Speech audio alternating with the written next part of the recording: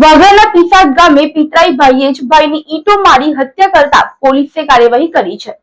બનાવની મળતી માહિતી અનુસાર ગત મોડી રાત્રે 11 વાગ્યાના સુમારે જ્યારે પીસાદ ગામ નિંદ્રાધીન હતું તે દરમિયાન મહાદેવ મંદિર પાસેના રાઠોડ ફળિયામાં સૂર્યવર્ધન ઉર્ફે સુરેશ મગન મકવાણા અને કમલેશ રમણ મકવાણા વચ્ચે શાબ્દિક ઘર્ષણમાં ગાળાગાળીની શરૂઆત થયેલી। આ બોલાચાલીએ જોતજોતામાં હિંસક વળાંક લીધો હતો।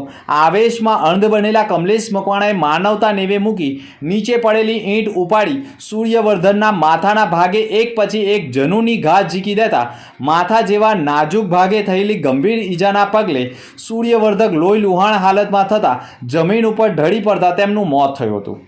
સમગ્ર ઘટનાની વાત વાયુ વેગે પ્રસરતા વાગડા પોલીસનો કાફલો પણ તાત્કાલિક ઘટના સ્થળે પહોંચી આવ્યો હતો। પોલીસે મૃતદેહનો કબજો મેળવી વાગડા આરોગ્ય કેન્દ્ર ખાતે પોસ્ટમોર્ટમ અર્થે ખસેડ્યો હતો।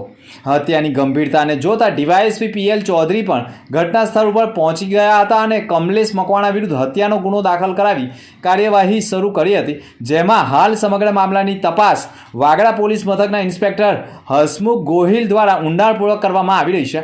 વાગડા પંથકમાં જાણે હત્યા કરવી હવે સામાન્ય વાત થઈ ગઈ હોય તેમ એક મહિનામાં જ ટૂંકા ગાળામાં જ હત્યાઓના ત્રીજો બનાવ સામે આવતા સમગ્ર પંથકમાં ફફડાટ અને આક્રોશ ગરકાવ થઈ ગયો છે।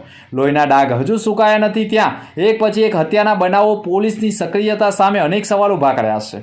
પ્રથમ રહાડ ગામ નજીક બનેલી ઘટનામાં આરોપીઓએ પોતાના સ્પા સંચાલક કૃણાલ પટેલની હત્યા કરી લાશને કોથળામાં નિકાલ કર્યો હતો। ત્યારબાદ મુલેર ગામે પણ ત્રિપુટીએ હત્યાનો પ્રયાસ કરી ગ્રામજનોમાં ભયનો માહોલ ઊભો કરવાનું કૃત્ય કર્યું હતું અને પીપલિયા ગામે પણ થયેલી વૃદ્ધની ઘાતકી હત્યા અને હવે પીસાદમાં ખેલાયેલા આ ખૂની ખેલ વાગડા પંથક જાણે ગુનેગારોનું રણભૂમિ બની ગયું હોય તેવું લોકો માની રહ્યા છે। જોકે વાગડા પોલીસ મથકના પીએ હસમુખ ગોયલે હત્યાનો પ્રયાસ કરનાર હનીફ ગઢનું પણ ભવ્ય સરઘસ કાઢ્યું હતું અને કાયદાનો પાઠ ભણાવ્યો હતો, પરંતુ વાગડા પોલીસ મથકમાં હત્યા અને હત્યાના પ્રયાસોની ફરિયાદ નોંધાતી હોય, જેમાં એક જ મહિનામાં 3 હત્યા અને 1 હત્યાના પ્રયાસની ફરિયાદ દાખલ થઈ ચૂકી છે।